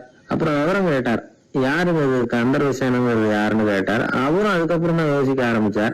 அவரு ஜனங்களை கூப்பிட்டு விசாரிச்சார். ஒவ்வொருத்தரா விசாரிச்சுக்கிட்டே கடைசியா அந்த ஆளுகிட்ட போய் சேர்ந்தாங்க. கந்தர்வசேனன் யாருன்னு கேட்டாங்க. என்னோட கழுதைன்னாங்க. ராஜாவும் மந்திரியும் தலையை தொங்க போட்டுக்கிட்டாங்க. எல்லாரும் சொல்றதையும் கண்ணை மூடிட்டு நம்ப ஆரம்பிச்சா கதை இப்படிதான் போக முடியும். இந்த காலத்துல எல்லாம் சில பேர் சொல்ற விஷயம் கப்சா மாதிரி இருக்கும், ரீல் விடுறார் அப்படின்னு நினைப்போம். ஆனா அதுலயும் உண்மை இருக்கும். ஒருத்தர் ரொம்ப பெருமையா சொன்னார், சார் 10 பேர் ஒரே குடையில வந்தோம் சார், ஒரு சொட்டு தண்ணி கூட எங்க யார் மேலயும் படல சார் அப்படின்னார். 10 பேர் ஒரே குடையில வந்திருக்கிறாங்க, ஒரு சொட்டு தண்ணி கூட மேல பண்ணலையா, பெருமையா சொன்னார். அது எப்படிங்கன்னு கேட்டோம். அவரு சொல்றாரு, ஏன்னா அப்ப மழையே பெய்யல சார் அப்படின்னார். ஒரு பெரிய இடத்து பொண்ணு, நிறைய படிச்சிருக்கிறா, பட்டங்கள் எல்லாம் வாங்கியிருக்கிறா, வேலைக்கு எதுக்கும் போகல, அதுக்கு அவசியமும் இல்லை, வசதியான குடும்பம். அந்த பொண்ணுக்கு பொழுதுபோக்கு என்ன தெரியுமா, பத்திரிகை படிக்கிறது, தொலைக்காட்சி பார்க்கறது, வானொலி கேட்கறது, இதுதான் பொழுதுபோக்கு. முக்கியமா அதுல வர்ற விளம்பரங்களை கவனிக்கிறது. சந்தைக்கு ஏதாவது புதுசா பொருள் வந்திருந்தா உடனே காரை எடுத்துட்டு போக வேண்டியது, அதை வாங்கிட்டு வந்துட வேண்டியது. ஒரு நாள் அது மாதிரி ஒரு விளம்பரம் கண்ணில் பட்டது. புதுமையான சமையல் செய்யக்கூடிய சாதனம் ஒன்று வந்திருக்கிறதாக செய்தி. உடனே அதை வாங்கணும்னு ஆசை. வழக்கம் போல அன்னைக்கு சாயந்தரமே காரை எடுத்துட்டு புறப்பட்டா. பார்த்தா விலை அதிகம்தான், இருந்தாலும் அதை பத்தி எல்லாம் கவலைப்படல. அதிக விலை கொடுத்து அந்த சமையல் இயந்திரத்தை வாங்கிட்டு வந்துட்டா. ஒரு பெரிய அழகான அட்டைப்பெட்டிக்குள்ள அது இருந்தது. துண்டு துண்டு பாகங்களை அதுக்குள்ள அடுக்கி வைக்கப்பட்டிருந்தது. அதை ஒன்னோட ஒண்ணு சேர்த்து முழு இயந்திரமா ஆக்கிய வேண்டியது நம்ம வேலை. அதெல்லாம் எப்படி ஒண்ணு சேர்க்கறது, அதுக்காக ஒரு கையேடு அது உள்ளே வச்சிருக்கிறாங்க. அந்த பொண்ணு வீட்டுக்கு வந்தா அட்டைப்பெட்டியை பிரிச்சா, ஒவ்வொரு துண்டு பாகத்தை எடுத்து வெளியில வச்சா, பக்கத்துல அந்த விவர புத்தகத்தை வச்சுக்கிட்டா. அது பிரகாரம் அந்த பாகங்களை இணைச்சு பார்த்தா சரியா வரல. மறுபடியும் எல்லாத்தையும் பிரிச்சு பரப்பி வச்சுட்டு ஆரம்பத்துல இருந்து வர்றா. அப்பவும் சரியா வரல. சரி, நேரம் அந்த கடைக்கு போய் அங்கிருந்தே ஒரு ஆளை அழைச்சிட்டு வந்துருவோம் அப்படின்னு சொல்லி காரை எடுத்துட்டு அவ புறப்பட்டா. கடையில இருந்து ஒரு ஆளை கையோட அழைச்சிட்டு வந்தா. 2 பேரும் வந்து சேர்ந்தாங்க. அங்க அவங்களுக்காக ஒரு ஆச்சரியம் காத்துக்கிட்டு இருக்கு வீட்டுல. என்ன ஆச்சுன்னா, அந்த சமையல் இயந்திரம் அழகா கோக்க போட்டு அங்க இருக்குது. அது மட்டும் இல்ல, அதுல சமையல் வேலையும் நடந்துகிட்டு இருக்குது. யார் அதை பண்ணது? அவளுக்கு ஆச்சரியம். சமையல் வேலை செய்கிற பணிப்பெண் அங்க வந்தா. வேலை செய்யறவோ, நான் தான் அதை செஞ்சேன்னா. அந்த பொண்ணுக்கு படிக்க தெரியாது, பள்ளிக்கூடத்துக்கே போனதில்லை, சமைக்க தெரியும், அவ்வளவுதான். படிப்பறிவு இல்லாத காரணத்தினால அந்த குறிப்பு புத்தகத்தையும் அவளால படிச்சிருக்க முடியாது. எப்படி இதை பொறுத்தன அப்படின்னு ரொம்ப ஆச்சரியமா கேட்டாவோ. அந்த விவரம் தெரியாத பொண்ணு, பணி பொண்ணு சொல்றா, படிப்பறிவு இல்லாத போது மூளையை பயன்படுத்த வேண்டிய கட்டாயம் ஏற்படுது, வேற ஒண்ணும் இல்லை அப்படின்னாலும். படிப்பு மூலமா அறிவை சேகரிச்சுக்கலாம், புத்திசாலித்தனத்தை சேகரிக்க முடியாது. தகவல் அறிவுங்கிறது ஞானம் ஆகாது அப்படின்னு சொல்லுவாங்க. அதுதான் இதுல முக்கியம். நம்மாலும் ஒருத்தன் ரயில்ல பிரயாணம் பண்ணா, ராத்திரி பூரா பயணம், விடிஞ்சதும் பார்த்தா அவன் பொட்டியை காணல, யாரா திருடிட்டு போட்டாங்க. அதுக்காக அவன் கவலை பண்ணும்ல, கவலைப்படல, சிரிச்சுக்கிட்டு இருக்கிறான். எதிரில இருந்தவர் கேட்டார், ஏங்க பெட்டியை அவனோ எடுத்துட்டு போட்டானே, அதுக்காக கவலைப்படல நீங்க அப்படின்னாரு. நான் எதுக்காக கவலை பண்ணும், அதோட சாவி என்கிட்ட தானே இருக்கு அப்படின்னு நானும். இவன் ஒரு பெரிய ஆறு, அதை கடந்து அடுத்த பக்கம் போகணும். இந்த பக்கம் 8 பேர் நின்றுட்டு இருக்கிறாங்க. 8 பேரும் சேர்ந்து ஒரு குழுவா வந்திருக்கிறாங்க. இவங்க எல்லாருமே பண்டிதர்கள், குருமார்கள், அதாவது அறிவாளிகள். இவங்க எல்லாரும் அந்த ஆற்றை கடந்து அடுத்த கரைக்கு போகணும். அப்புறம் அங்க இருந்து பக்கத்துல இருக்கிற ஒரு ஊருக்கு போய் சேரணும். கரை ஓரமா ஒரு படகு கட்டி கிடந்தது, அதுல ஏறி உட்கார்ந்தாங்க. அது மூலமா அடுத்த கரைக்கு போய் சேர்ந்தாங்க. அங்க போய் கரையேறின உடனே அவங்களுக்குள்ள ஒரு விவாதம். அறிவாளிகள் இல்லையா, அதனால ஒருத்தர் சொன்னார், இந்த படகு நமக்கு உதவி செஞ்சிருக்குது, அது செஞ்ச உதவி மூலமா தான் நாம 8 பேரும் இந்த ஆற்றை கடந்து இந்த பக்கம் வந்திருக்கிறோம். இது செஞ்சிருக்கிற உதவிக்கு நாம நன்றி செலுத்தணும், பதில் மரியாதை செய்யணும். அதை எப்படி செய்யறது அப்படின்னார். இன்னொருத்தர் அதுக்கு ஒரு யோசனை சொன்னார். நமக்கு உதவி செஞ்சிருக்கிற இந்த படகுக்கு மரியாதையும் நன்றியும் செலுத்துகிற முறையில அதை நாம எல்லாரும் நம்ம தலைமையில சுமந்துகிட்டு போறதுதான் நியாயம். ஏன்னா நம்ம அது சுமந்தது இல்லையா, அதுக்கு பதிலா நாம அதை சுமக்கணும், அதுதான் சரியான நன்றியா இருக்கும் அப்படின்னார். இதுதான் சரியான யோசனைன்னு எல்லாரும் ஒத்துக்கிட்டாங்க. அவ்வளவுதான். உடனே அந்த படகை தூக்கி தலையில வச்சுக்கிட்டு 8 பேரும் நடக்க ஆரம்பிச்சிட்டாங்க. அப்படியே அவங்க போக வேண்டிய கிராமத்துக்கு போய் சேர்ந்தாங்க. அந்த ஊர் மக்களுக்கு இது வேடிக்கையா இருந்தது. ஆச்சரியமா அவங்கள பார்த்தாங்க. ஏங்க எதுக்காக இப்படி செய்யறீங்க அப்படின்னு கேட்டிருக்கிறாங்க. படகுங்கிறது மனிதர்களை கரை சேர்க்கறதுக்காகத்தானே இருக்குது, நாம அதை எதுக்காக சுமக்கணும், அதை ஆற்றங்கரையிலேயே விட்டுட்டு வந்திருக்கலாமே அப்படின்னாங்க. இதுக்கு அந்த 8 பேர்ல ஒருத்தர் சொன்னாராம், என்ன இப்படி சொல்றீங்க, உங்களுக்கு நன்றி உணர்வே கிடையாதா, நீங்க நன்றி கேட்டவங்களா இருக்கிறீங்க, நாங்க நன்றி உடையவர்களா இருக்கிறோம். நன்றி உடைமை அப்படின்னா என்னன்னு எங்களுக்கு தெரியும், அதனாலதான் எங்களை கரை சேர்த்த படகுக்கு நாங்க நன்றி செலுத்துறோம். இந்த படகு எப்பவும் எங்க தலைமையிலதான் இருக்கும் அப்படின்னார். இது புத்தர் சொன்ன ஒரு கதை. வழி இருக்கு பாருங்க, அதையே முடிவுன்னு நினைச்சு வாழ்நாள் பூரா புடிச்சுக்கிட்டு மனிதர்கள் துன்பப்படுறாங்க அப்படிங்கறது அவருடைய கருத்து. ஒரு மனிதன் ஜபம் பண்றான், வழிபாடு பண்றான், அது மூலமா ஒரு விழிப்புணர்வு கிடைச்சுட்டுதுன்னு வச்சுக்கோங்க. அதுக்கப்புறம் எதுக்கு அந்த ஜபமும் வழிபாடும், தூக்கி எறிஞ்சிட வேண்டியதானே. ஆனா மனுஷன் அப்படி பண்றது இல்ல. வழிபாட்டையே லட்சியமா வச்சுக்கிட்டு அதையே கெட்டியா பிடிச்சுவான். அந்த ஜபத்துக்கு அவன் ஒரு கைதி ஆயிடுறான். அதனால அதை விட்டுட்டு அவனால வெளியில வர முடியல. வழிபாடு மூலமா சாதிச்சுடலாம் அப்படின்னு நினைக்கிறது தப்பு அப்படிங்கிறாரு ஓஷோ. ஜபம்ங்கிறது ஒரு முள். காலில் குத்தின முள்ளை எடுக்கிறதுக்கு இன்னொரு முள்ளை பயன்படுத்துறோம். முள்ளை எடுத்தாச்சு, அப்புறம் என்ன, 2 முள்ளையும் வீசி எறிஞ்சிட வேண்டியது தானே. 2 முள்ளுக்குமே இனிமே பிரயோஜனம் இல்லை. பழைய முள் இருந்த இடத்துல புதிய முள்ளை குத்தி வச்சா வலிதான் தொடரும். அப்படி செய்யறவன் முட்டாள். ஆனா இப்படிப்பட்ட முட்டாள்களுக்கு உலகத்துல பஞ்சமே இல்லைங்கிறார் அவர். அதனால வழிபாடு ஜபம் அப்படின்னு எல்லாம் சொல்றோமே, அதையெல்லாம் கூட விழிப்புணர்வோடு பயன்படுத்தணும். நம்ம ஆள் ஒருத்தன், அவன் என்னன்னா காலில் ஒரு முள்ளை தைச்சுக்கிட்டான், இன்னொரு முள்ளால அதை எடுத்துக்கிட்டு இருக்கிறான். ரொம்ப நேரமும் முயற்சி பண்ணிட்டு இருந்தான். கடைசியா அப்பாடா எடுத்தாச்சு அப்படின்னு சொல்லிவிட்டு மறுபடியும் முள் எடுக்க ஆரம்பிச்சான். என்னப்பா இது, அதுதான் முள்ளை எடுத்துட்டியே, அதுக்கப்புறம் என்னத்துக்கு முயற்சி பண்ணிட்டு இருக்கிறேன்னு கேட்டாங்க. இதுக்கு அவன் சொல்றான், ஏற்கனவே தச்சிருந்த முள்ளை எப்பவோ எடுத்துட்டேன், அதை எடுக்கிறதுக்காக உபயோகப்படுத்திக்கிட்டு இருந்தேனே இன்னொரு முள்ளு, அது இப்ப உள்ள மாட்டிக்கிட்டு இருக்குது, அதனாலதான் மறுபடியும் முதல்ல இருந்து ஆரம்பிக்கிறேன் அப்படின்னா. இப்படி வாழ்க்கையில முதல்ல இருந்து ஆரம்பிக்கிறவர்களும் அதிகம், முதல்லயே இருந்துகிட்டு இருக்கிறவங்களும் அதிகம். வாழ்க்கையில படிப்படியா முன்னேறணும், வாழ்க்கையை புரிஞ்சுக்கிட்டு முன்னேறணும். அதுக்கு இந்த பெரியவர்கள் சொல்லுகிற தத்துவத்தை எல்லாம் சரியா புரிஞ்சுக்கிட்டு அது பிரகாரம் நாம நடக்கணும். ஒரு காலத்தில் பிரஷ்யா அப்படின்னு ஒரு தேசம் இருந்தது. இப்போ ஜெர்மனி இருக்குல்ல, இதோட பெரும்பகுதி ஒரு காலத்தில் பிரஷ்யாங்கிற பேரில் இருந்தது. அப்போ அதுக்கு அரசராக இருந்தவர் மகா ஃப்ரெடரிக், அதாவது ஃப்ரெடரிக் தி கிரேட் அப்படின்னு சொல்லுவாங்க. அந்த ராஜாவுக்கு ஒரு சந்தேகம். நாம் பல வகையான வரிகளை விதித்து வசூல் பண்ணுறோம், அப்படி பண்ணி வருமானம் குறைஞ்சிக்கிட்டே போகுதே, இதுக்கு என்ன காரணமாக இருக்கும்? இதுதான் அவருக்கு ஏற்பட்ட சந்தேகம். ஒரு சமயம் அந்த அரசர் தம்முடைய அமைச்சர்களையும் பிரபுக்களையும் தளபதிகளையும் கூப்பிட்டு ஒரு விருந்து வச்சார். விருந்து முடிஞ்சதும் அவங்கள பார்த்து இந்த சந்தேகத்தை கேட்டார். வரிகள் அதிகமாக விதித்து வருமானம் குறையறதுக்கு என்ன காரணம் அப்படின்னு கேட்டார். பல பேருக்கு இதுக்கு சரியாக பதில் சொல்ல தெரியல. அனுபவசாலியான ஒரு தளபதி எழுந்திருச்சார். அரசே, அது எப்படிங்கிறத இப்போ உங்களுக்கு காட்டுறேன்னார். உடனே ஒரு பெரிய பனிக்கட்டி ஒன்றை தன்னுடைய கையில் எடுத்தார். அதை அப்படியும் எப்படியும் திருப்பி பார்த்தார். அப்புறம் அடுத்தவர்கிட்ட கொடுத்தார். அவர் அதை அப்படியும் இப்படியும் திருப்பி பார்த்துட்டு அடுத்தபடியாக இருந்தவர்கிட்ட கொடுத்தார். இப்படியே இதை ஒவ்வொருத்தராக பார்த்துட்டு ஒவ்வொரு கையாக மாறி கடைசியில் மன்னர் கைக்கு போய் சேர்ந்தது. மன்னர் கைக்கு அந்த பனிக்கட்டி போய் சேர்ந்தப்போ அது கொஞ்சம் கொஞ்சமாக உருகி ஒரு பட்டாணி கடலை சைஸுக்கு ஆகிட்டுது. மன்னர் யோசனை பண்ணார், வரி அதிகமாக போட்டாலும் வந்து சேர்றது குறைவாக இருக்கிறதுக்கு என்ன காரணம் அப்படிங்கிறது அவருக்கு புரிஞ்சு போச்சு. காலம்தான் மாறிக்கிட்டு இருக்கே தவிர இந்த கையூட்டு வாங்குகிற பழக்கம் மாறினதாக தெரியல. இன்னொரு ராஜா இருந்தார். அவர் தன்னுடைய ராஜாங்கத்தில் லஞ்ச ஊழலே சுத்தமாக இருக்கக்கூடாது அப்படின்னு நினச்சார். அவர்கிட்ட பல்வேறு துறைகளுக்கும் பொறுப்பாக இருந்த பல பேரும் ரொம்ப சுத்தமாகவும் நேர்மையாகவும் இருந்தாங்க. ஒரே ஒருத்தர் மட்டும் எல்லார்கிட்டையும் லஞ்சம் வாங்கிட்டே இருந்தார். அவரை வேறு வேறு துறைகளுக்கு மாற்றி பார்த்தாரு. அந்த ராஜா என்னென்னமோ பண்ணி பார்க்குறாரு. எந்த வேலையை கொடுத்தாலும் அதுலேயும் லஞ்சம் வாங்கிறதுக்கு ஒரு வழியை உண்டு பண்ணிக்குவார் அந்த ஆள். ராஜாவுக்கு இது ஒரு பெரிய தலைவலியாக போயிட்டுது. இவர் என்ன பண்ணுறது, இவருக்கு என்ன வேலையை கொடுக்கறது, கொஞ்சம் கூட லஞ்சம் வாங்கிறதுக்கு சான்ஸே இல்லாத ஒரு வேலையை கொடுக்கணும் அப்படின்னு திட்டம் போட்டார். ஒரு நாள் அவருக்கு அந்த உத்தரவும் போட்டுட்டார். அதாவது அவருக்கு என்ன வேலைன்னா, கடற்கரையில் தான் அவருக்கு ஆஃபீஸ். அங்கேயே இருந்துக்க வேண்டியது. தினமும் எத்தனை கடல் அலை கரையில் வந்து மோதுது அப்படிங்கிறத கணக்கெடுத்து ராஜாவுக்கு தெரிவிக்க வேண்டியது. இதுதான் அவருக்கு வேலை.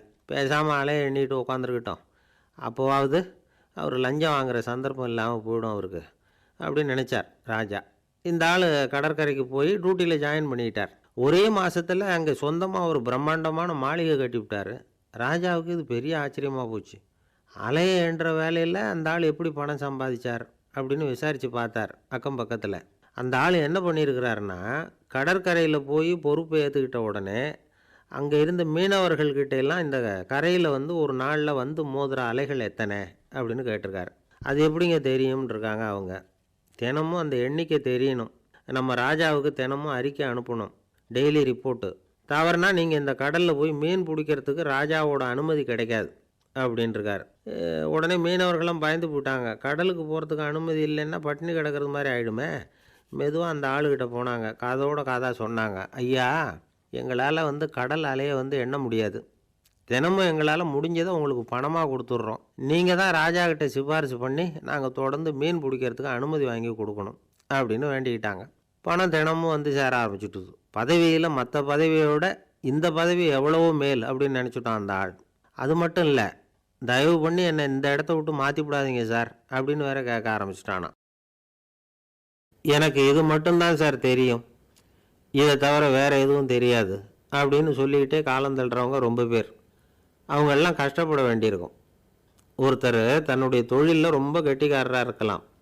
அதுக்காக எப்பவும் அதே ஞாபகத்தில் இருந்துக்கிட்டு உலகியல் அறிவு இல்லாமல் இருந்துடக்கூடாது. அது ஆபத்து. இதுக்காக நம்ம தாத்தா பாட்டிலாம் ஒரு கதை சொல்லுவாங்களே, கேள்விப்பட்டிருக்கீங்களா? ஒரு சமயம் ஒரு 4 பேர் சேர்ந்து வெளியூருக்கு பிரயாணம் போனாங்களாம். அந்த 4 பேர் எப்படி தெரியுமா? ஒருத்தர் வந்து வேதாந்தி, இன்னொருத்தர் சங்கீத வித்வான், 3வது ஆள் வைத்தியர், 4வது ஆள் ஜோசியர். இவங்க 4 பேரும் நண்பர்கள். அதனால் சேர்ந்து புறப்பட்டாங்க. வழியில் ஒரு ஊரில் தங்கினாங்க. இருட்டி போச்சு. அதனால் இன்றைக்கி ராத்திரி இங்கேயே தங்கி இருந்துட்டு நாளைக்கு புறப்படலாம் அப்படின்னு தீர்மானம் பண்ணாங்க. சாப்பாட்டுக்கு என்ன பண்ணுறது? அங்கேயே கடத்தெருவுக்கு போய் சாமான்லாம் வாங்கியாந்து சமைச்சு சாப்பிட்லாம்னு முடிவு பண்ணாங்க. 4 பேர் இருக்கிறதுனால ஆளுக்கு ஒரு காரியமாக செய்யலாம் அப்படின்னு வேலையை பிரிச்சுக்கிட்டாங்க. வைத்தியர் வந்து கரிகாய் வாங்க போனார், வேதாந்தி வந்து எண்ணெய் வாங்க போனார், ஜோசியர் வந்து பலசரக்கு வாங்க போனார், சங்கீத வித்வானுக்கு சமைக்கிற வேலை. எல்லாம் சரி. ஆனால் நடந்தது என்ன தெரியுமா? கடைத்தெருவுக்கு காய்கறி வாங்க போனார்ல வைத்தியர், அங்கே போய் மார்க்கெட்டில் பார்த்தார். ஒவ்வொரு கறிகாயாக எடுத்து பார்த்தார். இது பித்தம், உடம்புக்கு ஒத்துக்காது, இது வாயு, உடம்புக்கு ஒத்துக்காது அப்படின்னு ஒவ்வொன்றா தள்ளினார். கடைசியில் ஒன்றுமே தேரல, வெறுங்கையோடு திரும்பி வந்துக்கிட்டு இருக்கிறார். எண்ணெய் வாங்க போனார் வேதாந்தி, அவர் ஒரு தொன்னையில் எண்ணெயை வாங்கினார். பேசாமல் அதை எடுத்துகிட்டு வர வேண்டியது தானே, முடியல. அவருடைய வேதாந்த மூளை சிந்திக்க ஆரம்பிச்சுட்டுது. இந்த தொன்னைக்கு எண்ணெய் ஆதாரமா அல்லது எண்ணெய்க்கு தொன்னை ஆதாரமா அப்படிங்கிற ஆராய்ச்சியில் இறங்கினார். என்னாச்சு தெரியுமா? அப்படி கவுத்து பார்த்தார். வாங்கின எண்ணெய் பூராவையும் வழியில் கொட்டிவிட்டு வெறும் தொன்னையோடு வந்து சேர்ந்தார். பலசரக்கு வாங்க போனார் ஜோசியர். அவர் ஒரு வழியில் பார்த்தாரு. வழியில் வந்தவங்களெல்லாம் அங்கங்கே ஒரு மரத்தடியில் உட்கார வச்சு அவங்களுக்கெல்லாம் ஆர்வம் சொல்ல ஆரம்பிச்சிட்டார். அப்படி ஒவ்வொருத்தராக சொல்லி முடிச்சுட்டு கடத்தருக்கு போய் சேர்ந்தார். இவர் அங்கே போய் சேர்றதுக்குள்ளே ரொம்ப நேரம் ஆகிட்டுது. கடையெல்லாம் பூட்டிவிட்டு போயிட்டாங்க. என்ன செய்கிறது? அவரும் வெறுங்கையோட திரும்பி வந்து சேர்ந்தார். சரி, இவங்க கதை தான் இப்படி ஆச்சு. அங்கே சமைக்கிறதுக்காக உட்காந்துருந்தார் சங்கீத வித்வான். அவர் கதை என்னாச்சு தெரியுமா? அங்கே அவர் அடுப்பை பற்ற வச்சு ஒலையை கொதிக்க வச்சார். அதாவது ஒரு பானையில் தண்ணியை ஊற்றி அடுப்பில் வச்சார். அது கொதிக்க ஆரம்பிச்சிது. தண்ணி கொதிக்கிற சத்தம் இருக்குதுல்ல, அது இவருக்கு தாளம் போடுறது மாதிரி இருந்தது. ஒரே குஷி, பாட ஆரம்பிச்சிட்டார். பாடிக்கிட்டே உற்சாகமாக கையில் இருந்த கரண்டியால் அந்த பானையில் தட்டினார், தாளம் போடுறதா நினச்சிக்கிட்டு. அவ்வளவுதான், பானை பட்டுன்னு உடஞ்சி போச்சு. தலையில் கையை வச்சுக்கிட்டு அவரும் உட்காந்துட்டார். எந்த தொழில் தெரிஞ்சாலும் சரி, அதை புத்திசாலித்தனமாக பயன்படுத்த தெரியலன்னா ஆபத்து தான். அதுக்காக தான் இந்த கதை. ஒரு பஸ்ஸு டிரைவர் ரொம்ப கெட்டிக்காரர். பஸ்ஸை ரொம்ப திறமையாக ஆபத்து இல்லாமல் ஓட்டினதுக்காக பரிசுலாம் வாங்கினவர். அவரே ஒரு படகு ஓட்டுறதுக்காக அழைச்சிட்டு போயிருக்கிறாங்க, மோட்டார் படகு. அதையும் ரொம்ப திறமையாக தான் ஓட்டிகிட்டு போயிருக்கிறாரு. நடுக்கடலில் போனதும் படகு நின்று போச்சு. மோட்டாரில் ஏதோ கோளாறு. என்ன செய்யலாம் அப்படின்னு அந்த டிரைவரை கேட்டிருக்கிறாங்க படகுல இருந்தவங்கெல்லாம். அப்போ அவர் சொன்னாராம், கவலைப்படாதீங்க, ஒன்றும் பிரச்சனை இல்லை, எல்லோரும் கொஞ்சம் கீழே இறங்கி பின்னாடி தள்ளுங்க, மோட்டார் ஸ்டார்ட் ஆகிடும் அப்படின்னாராம். ஒரு பெரிய சிந்தனையாளர் இருந்தார். அவர் ரஷ்யாவில் இருந்தார். நிறைய புத்தகங்கள் எழுதியிருக்கிறார். அவர் பேரு ஓஸ்பென்ஸ்கி. உலகின் மிகச்சிறந்த 3 புத்தகங்கள்ல ஒண்ணு இவர் எழுதியிருக்கிறார் அப்படின்னு கூட சொல்றது உண்டு. அப்பேற்பட்ட எழுத்தாளர். அந்த காலத்துல குருஜீஃப் அப்படின்னு சொல்லி ஒரு பெரியவர் இருந்தார். ரொம்ப எளிமையான வாழ்க்கை வாழ்ந்துகிட்டு இருந்தவர். இவரை தேடி அந்த எழுத்தாளர் வந்தார். ஐயா, உங்ககிட்ட சில கேள்விகள் கேட்டு விளக்கம் பெறலாம்னு வந்திருக்கிறேன்னார். உடனே அந்த பெரியவர் என்ன செஞ்சார் தெரியுமா? ஒரு வெற்று காகிதத்தை எடுத்தார், அவர்கிட்ட கொடுத்தார். இந்தாங்க, இதை வச்சுங்க, நாம 2 பேரும் பேசுறதுக்கு முந்தி நீங்க ஒரு காரியம் பண்ணணும்னார். என்ன செய்யணும்னு சொல்லுங்கன்னார் அவரு. இந்த காகிதத்துல உங்களுக்கு தெரிஞ்சதெல்லாம் என்ன, தெரியாததெல்லாம் என்ன அப்படிங்கிற பட்டியலை எழுதிட்டு வாங்க. அதுக்கு பிறகு உங்களுக்கு தெரியாத விஷயங்களை பத்தி நாம 2 பேரும் உரையாடலாம். ஏன்னா உங்களுக்கு தெரிஞ்சதை பத்தி நாம பேசி பிரயோஜனம் இல்லை, தெரியாததை பத்தி பேசினாதான் உங்களுக்கு அது உபயோகமா இருக்கும் அப்படின்னார். இவர் இப்படி சொன்னது அந்த எழுத்தாளருக்கு கொஞ்சம் தர்ம சங்கடமா இருந்தது. நாம எப்பேற்பட்ட சிந்தனையாளர், நம்மள போய் இவர் இப்படி எழுத சொல்றாரு அப்படின்னு நினைச்சாரு. இருந்தாலும் அந்த பெரியவர் பேர்ல அவருக்கு ரொம்ப மரியாதை. அதனால அவர் கொடுத்த காகிதத்தை வாங்கிட்டு தனியா ஒரு இடத்துல போய் உட்கார்ந்தார். யோசிக்க ஆரம்பிச்சார். முதல்ல யோசிச்சார், கடவுளை எனக்கு தெரியுமா அப்படின்னு. கடவுளை பற்றித்தான் எனக்கு தெரியுமே தவிர கடவுளை தெரியாதுங்கிறது புரிஞ்சுது. அதனால தனக்கு தெரிந்த ஒரு விஷயம் கடவுள் அப்படின்னு அவரால் குறிப்பிட முடியல. அடுத்தபடி ஆத்மாவை பத்தி சிந்திச்சார். ஆத்மாவை பற்றித்தான் நமக்கு தெரியுமே தவிர ஆத்மா நமக்கு தெரிஞ்ச விஷயமா இருக்கல அப்படிங்கிறது புரிஞ்சுது. அதனால ஆத்மாவையும் தெரிஞ்ச பட்டியல்ல சேர்க்க முடியல. இப்படி ஒவ்வொன்னா அவர் யோசிக்க யோசிக்க எதுவுமே நமக்கு தெரியலங்கிறது அவருக்கு தெளிவாச்சு.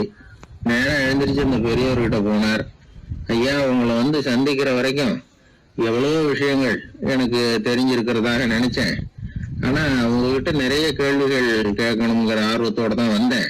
ஆனா நீங்க கேட்ட ஒரு கேள்விக்கு விடை காண முயன்ற போது எனக்கு எதுவுமே தெரியலங்கிறத புரிஞ்சுக்கிட்டேன் அப்படின்னாரு. அப்படின்னா உலக புகழ் பெற்ற இவ்வளவு புத்தகங்களை உங்களால எப்படி எழுத முடிஞ்சதுன்னு கேட்டார். இவர் சொன்னார், ஐயா, இப்பதான் எனக்கு புரியுது. எனக்கு தெளிவில்லாத பல விஷயங்களையும் நான் எழுதியிருக்கிறேன். அவையெல்லாம் வெறும் வார்த்தை குவியல்கள்ங்கிறத நான் இப்ப உணர்றேன். வார்த்தைகளே அறிவு அப்படிங்கிற மயக்கத்தில இருந்து இப்ப நான் விடுபட்டு விட்டேன். அறிவுத்துறையில நான் ஒரு பூஜ்யங்கிறது புரிஞ்சு போச்சு அப்படின்னார். இப்ப பெரியவர் சொன்னார், இப்பதான் உங்களுக்கு உண்மையான அறிவு ஏற்பட ஆரம்பிச்சிருக்குது. எப்போ ஒரு மனிதன் தன்னுடைய அறியாமையை உணர ஆரம்பிக்கிறானோ அப்போதுதான் அறிவின் தொடக்கத்துல அடி எடுத்து வைக்கிறான் அப்படின்னார். அதுக்கு பிறகு என்னாச்சு தெரியுமா? இந்த எழுத்தாளர் சிந்தனையாளர் ஒஸ்பென்ஸ்கி புஸ்தகம் எதுவுமே எழுதலையாம், அதோட விட்டாராம். நம்முடைய அறியாமை நமக்கு புரிய ஆரம்பிச்சுட்டதுன்னா நமக்கு அறிவு வளர ஆரம்பிச்சுட்டதுன்னு அர்த்தம். அது நமக்கு புரியறது இல்லை, அதுதான் சிக்கல். ஒரு நண்பர் சொன்னார், சார் நான் எப்போ வீட்டை பூட்டி விட்டு வெளியூர் போனாலும் திருட வந்து பூட்டை உடைச்சு விடுறான். அதனால இப்ப புத்திசாலித்தனமா ஒரு காரியம் பண்ணிவிட்டு உங்க ஊருக்கு வந்திருக்கிறேன்னார். என்ன செஞ்சிருக்கிறீங்கன்னு கேட்டேன். வீட்டை பூட்டாமலே வந்துட்டேன் அப்படின்னார். உபயோகமா இருக்கு அப்படின்னார். உடனே பார்வை இல்லாத அந்த பெரியவர் சொன்னாரு, வெளிச்சம்னு ஒண்ணு உண்மையிலேயே இருக்குதா அப்படின்னு கேட்டாராம். உண்மையிலேயே வெளிச்சம் இருக்குங்க அப்படின்னு சொல்லி இருக்கிறாங்க, அதை நான் நம்ப மாட்டேன் அப்படின்னாரு அவரு. சூரியன் இருக்கு, சந்திரன் இருக்கு, நட்சத்திரம் இருக்கு அப்படின்னு சொல்லி பார்த்துருக்குறாங்க, அதையெல்லாம் ஒத்துக்கிறேன். ஆனா அதையெல்லாம் என்னை கொஞ்சம் தொட்டு பார்க்க விடுங்களேன் அப்படின்னாராம். அதையெல்லாம் தொட்டு அறிய முடியாது அப்படின்னு சொல்லியிருக்கிறாங்க. அப்படின்னா முகர்ந்து அறியறேன், மோந்து பாக்குறேன், மோர்ந்து பார்க்க விடுங்க, ஏதாவது வாசனை வருதான்னு பாக்குறேன் அப்படின்னு இருக்காரு. அதுவும் முடியாதுன்னாங்களாம். பெரியவர் யோசனை பண்ணிருக்கிறார். சரி பரவாயில்ல, முரசு அடிக்கிறது மாதிரி அடிச்சு பார்க்கவாவது ஏற்பாடு பண்ணி கொடுங்க, அதை அடிச்சு பார்த்து அதோட சத்தத்தை உணர்ந்துக்கிறேன் அப்படின்னாராம். அதாவது ஒளியின் ஒலியை, அதாவது வெளிச்சத்தின் சத்தத்தை புரிஞ்சுக்கிறேன் அப்படின்னு சொல்லியிருக்கிறார். அதுக்கும் சாத்தியம் இல்லைன்னு சொல்லியிருக்கிறாங்க. சரி அதுவும் முடியலன்னா அந்த வெளிச்சத்துல கொஞ்சம் எடுத்து என் கையில கொடுங்க, வாயில போட்டு சாப்பிட்டு பாக்குறேன் ருசி எப்படி இருக்குன்னு அப்படின்னு சொல்லி பார்த்திருக்காரு. எந்த வகையிலயும் அவரை அதை ஒத்துக்க வைக்க முடியல. சுத்தி இருந்தவங்க எல்லாம் குழம்பு போயிட்டாங்க. என்னங்க நாங்க சொல்றத நீங்க நம்பலையா அப்படின்னு கேட்டிருக்காங்க.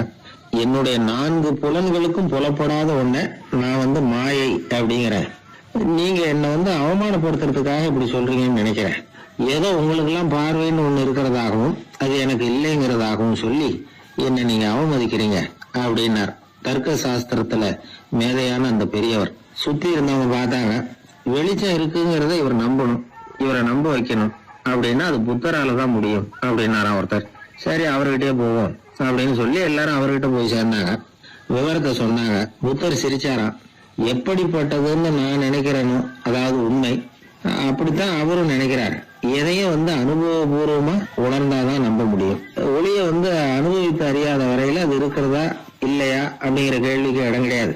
அதனால அவரு அதை நம்பாததும் சரிதான் அப்படின்னு சொன்னாராம் புத்தர். அதுக்கப்புறம் சொல்லியிருக்கார், உங்களை குணப்படுத்தி கொள்ளலாம், உங்களுக்கு தேவை ஞானி கிடையாது, உங்களுக்கு தேவை மருத்துவர் அப்படின்னாரா.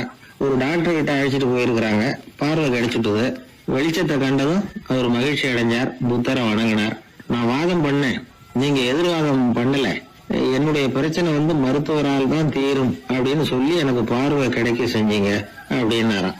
மனித குலத்துல ரொம்ப அதிகமானவர்கள் நிலைமை இப்படித்தான். கண்ணை மூடிக்கிட்டு அதை சரின்னு ஒருத்தர் வலியுறுத்தி சொல்லிக்கிட்டு இருந்தா அவருக்கு உதவுறது அப்படிங்கிறது முடியாத காரியம். இந்த காலத்துல சில பேர் கண்களை திறந்துகிட்டே சில காரியங்கள் பண்ணுவாங்க. அது தப்புன்னு அவங்களுக்கு பின்னாடிதான் புரியும். ஒருத்தர் தன்னுடைய வலது காலில் கட்டு போட்டுக்கிட்டு அப்படி வந்தார். என்ன ஆச்சுன்னு விசாரிச்சாங்க. எங்க வீட்டு கண்ணாடி ஜன்னல்களை வெளிப்போக்கமா சுத்தப்படுத்திக்கிட்டு இருந்தேன், சரியா தொடச்சிக்கிட்டு இருக்கோமா அப்படின்னு கொஞ்சம் பின்னாடி தள்ளி நின்று பார்த்தேன் அப்படின்னார்.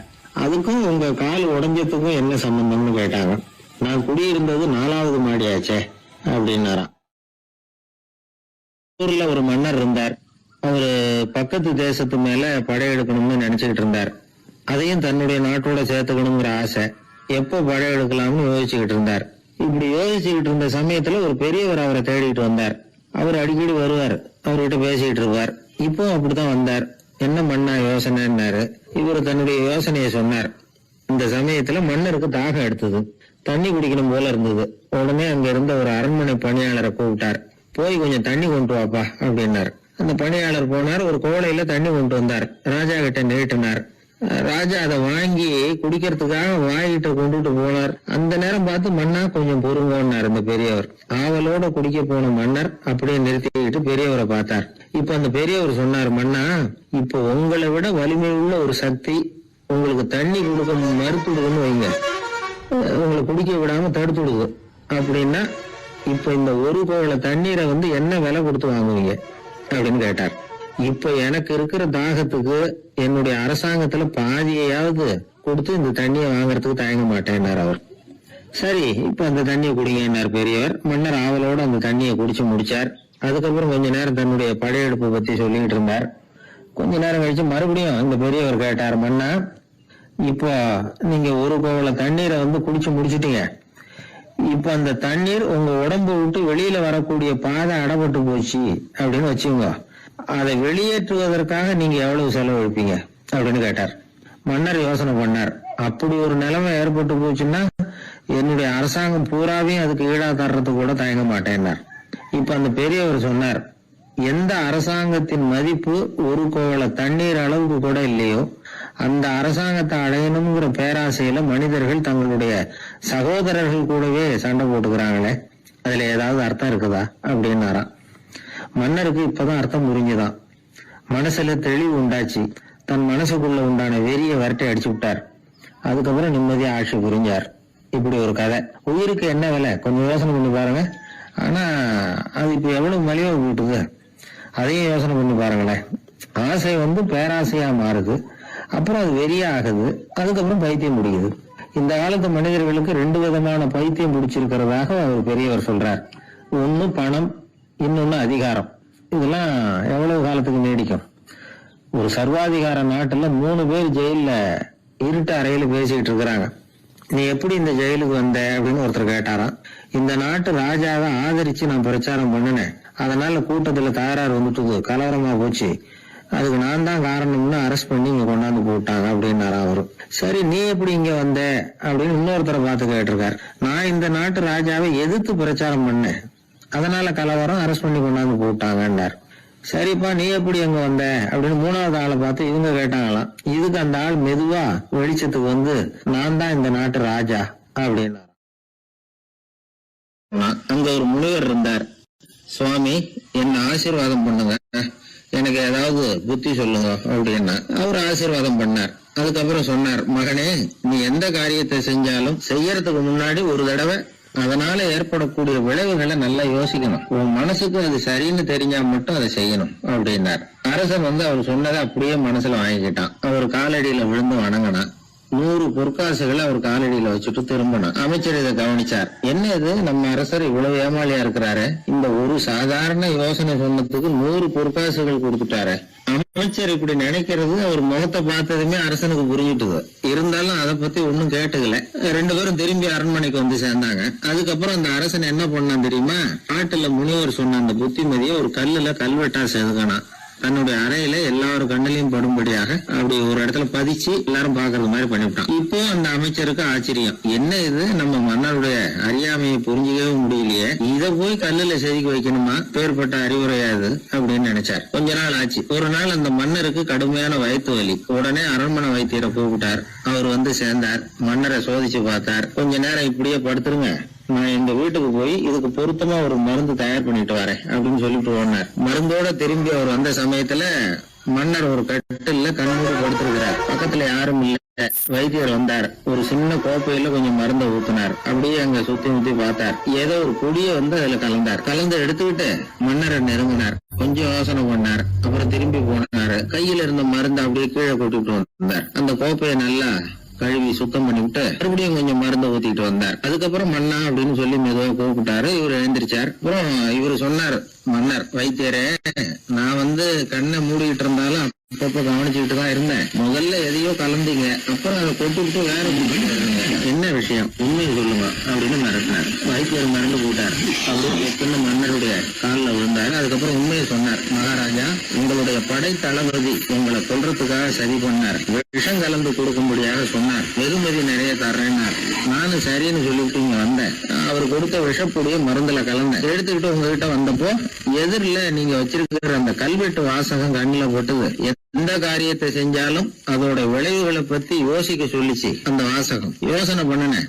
என் உயிருக்கே ஆபத்துங்கிறத புரிஞ்சுக்கிட்டேன். உடனே திரும்பி போய் அதை கொட்டி கழுவி விட்டு வேற நல்ல மருந்தா ஊத்திக்கிட்டு வர்றேன் அப்படின்னார். இப்ப அந்த மன்னர் அமைச்சரை கூப்பிட்டார். பாத்தீங்களா, இந்த புத்திமதிய அன்னைக்கு நீங்க அலட்சியமா நினைச்சீங்க, இன்னைக்கு அதுதான் என் உயிரை காப்பாத்தி இருக்குது அப்படின்னார். அமைச்சர் தலையை குனிஞ்சிட்டாராம். அதனால பெரியவர்கள் நமக்கு சொல்ற புத்திமதி சாதாரணமா தான் தெரியும், அதுக்காக நாம அதை அலட்சியம் பண்ணிடக்கூடாது. இந்த காலத்துல ஒருத்தன் ஒரு சாமியார் கிட்ட போனா ஒரு 1000 ரூபாய அவர் காலடியில வச்சுட்டு திரும்பி வந்தான். எதுக்கு அதுன்னு கேட்டேன். இன்னைக்கு நான் இந்த அளவுக்கு நல்லபடியா இருக்கிறதுக்கு அவர் தான் காரணம். ஏற்கனவே ஒரு தடவை இவர்கிட்ட புத்தி சொல்லுங்கன்னு கேட்டேன், மாட்டேன்னு விட்டார். அன்னைக்கு அவர் ஏதாவது எனக்கு புத்தி சொல்லி நான் அது பிரகாரம் நடந்திருந்தேன்னா இன்னைக்கு நான் வீணா போயிருப்பேன். அதுக்காக ஒரு நன்றியை தெரிவிக்கிறதுக்காக தான் இன்னைக்கு வந்தேன், இந்த காணிக்கையை செலுத்துறேன் அப்படின்னு சொல்லிவிட்டு அவன் பாட்டு தெருவில் இறங்கி நடந்து போனான். பண்றதுன்னு எனக்கு புரியல அப்படின்னு கவலைப்பட்டார் ஒரு அப்பா. என்ன பண்றது, அப்பாவோட போனோம் கொஞ்சமாவது பிள்ளைக்கும் இருக்கதானே செய்யும்னா, போங்க சார், அவனை அடக்கிறதுக்கு ஏதாவது வழி சொல்லுவீங்கன்னு பார்த்தா நீங்க என்னோட சரித்திரத்தை புரட்ட ஆரம்பிச்சுட்டீங்களே. அப்புறம் கேட்டேன் அவரை, சரி பையன் அடம் பண்ணா அவனை நீங்க எப்படி அடக்குறீங்க அதை சொல்லுங்க முதல்ல, அதுக்கப்புறம் என் யோசனையை சொல்றேன் அப்படின்னு. அவரு சொன்னார், வேற என்ன பண்ணுவேன், மிரட்டுவேன், அடிப்பேன், அவ்வளவுதான் எனக்கு தெரியும்னாரு. அடிச்சா அடங்கிடுவான பையன் அப்படின்னு கேட்டேன். அது எப்படி அடங்குவான், இன்னமும் தீவிரமா அடம் பண்ண ஆரம்பிச்சிருவான், கத்தி ரகலை பண்ணிவிடுவான் அப்படின்னாரு. குழந்தை அடம் பண்றானேங்கிற கவலை பல குடும்பங்கள்ல உள்ள ஒரு பிரச்சனை தான். இதுக்கு இப்ப மருத்துவர்கள் ஒரு சுலபமான வழியை சொல்றாங்க. அது என்னன்னா, ஒரு குழந்தை அடம் பண்ணிச்சுன்னா அதை அடிக்கப்படாதான், அதுக்கு பதிலா வேற ஒரு காரியம் பண்ணலாமா. அது என்னன்னா, குடும்பத்துல இருக்கிற எல்லாரும் ஒண்ணு சேர்ந்து அந்த குழந்தைகிட்ட கொஞ்ச நேரம் பேசாம இருந்தோம்மா, பேச்சை நிறுத்திக்கணும். குழந்தையால பேசாம இருக்க முடியாது, அது யோசனை பண்ணும், தன்னுடைய தவறை உணர்ந்து அது வருந்த ஆரம்பிக்கும். இப்படி தொடர்ந்து செஞ்சுக்கிட்டு வந்தா குழந்தை கொஞ்ச நாள்ல அடம் பண்றதை நிறுத்தி கொடுமா. இது டாக்டர்கள் இப்ப சொல்லி கொடுக்குற ஒரு யோசனை. அதே மாதிரி சில குழந்தைகள் சரியான காரணம் இல்லாம அடம் பண்ணணுங்கிறதுக்காகவே கத்துது பாருங்க, அதை நிறுத்துறதுக்கு கூட ஒரு வழி இருக்கு. அது என்ன வழின்னா, அது அழற சமயத்துல அந்த சத்தத்தை ஒரு டேப் ரெக்கார்டர் மூலமா பதிவு பண்ணி வச்சுக்கணும். குழந்தை கத்த ஆரம்பிக்குதுன்னு வைங்க, உடனே ஏற்கனவே பதிவு பண்ணி வச்சிருக்கிற அழுகை சத்தத்தை போட்டு அந்த குழந்தை காதுல விழறது மாதிரி பண்ணணும். தன்னுடைய அழுகை சத்தத்தை கேட்க ஆரம்பிச்ச உடனே அந்த குழந்தை தான் அழறத நிறுத்திக்குமா. சில குழந்தைகள் சாப்பிட மாட்டேன்னு அடம் பண்ணும். வளர்ந்த குழந்தைய வற்புறுத்தி சாப்பிட சொல்லக்கூடாது. சில பேர் என்ன பண்ணுவாங்கன்னா, கட்டாயப்படுத்தி சாப்பாட்டை திணிப்பாங்க. அதெல்லாம் ரொம்ப தப்பு. குழந்தைக்கு விவரம் தெரிஞ்சதுக்கு அப்புறம் சாப்பாட்டு விஷயத்துல நீங்க தலையிட வேண்டிய அவசியமே இல்லை. பசிச்சா சாப்பிடணுங்கிறது அதுக்கு புரியும். அது தானாவே சுதந்திரமா எடுத்து போட்டு சாப்பிடுறதுக்கு அனுமதிக்கணும். நீங்க போய் அதுகிட்ட நின்றுட்டு சாப்பிடு சாப்பிடு அப்படின்னு வற்புறுத்திக்கிட்டு இருக்க கூடாது. நீங்க அதை வற்புறுத்தாம இருந்தா அது உங்களை வித்தியாசமா பார்க்க ஆரம்பிக்கும். உண்மையிலேயே பசி இருந்ததுன்னா தனக்கு எவ்வளவு தேவையோ அவ்வளவு எடுத்து போட்டுக்கிட்டு அந்த குழந்தை சாப்பிட்டுக்கும், எந்த பிரச்சனையும் இருக்காது. ஆக இது மாதிரியான சில நுட்பங்களை நாம மனசுல வச்சுக்கணும். அப்படி வச்சுக்கிட்டோம்னா வீட்டுல குழந்தைகளால எந்த பிரச்சனையும் இருக்காது. இந்த காலத்து பையன் ஒருத்தன், அவன் ரொம்ப கவலையோட வந்தான். என்னப்பா விஷயம்னு விசாரிச்சேன். எங்க அப்பா என்கிட்ட 1 மாசம் உன் கூட பேச மாட்டேன் போ அப்படின்னு சபதம் போட்டுட்டாருன்னா, அதுக்காகவா இப்படி கவலைப்படுறேன்னு கேட்டேன். இல்லைங்க, அந்த 1 மாச கெடு இன்னையோட முடியுது, அதுக்காக கவலைப்படுறேன் அப்படின்னா.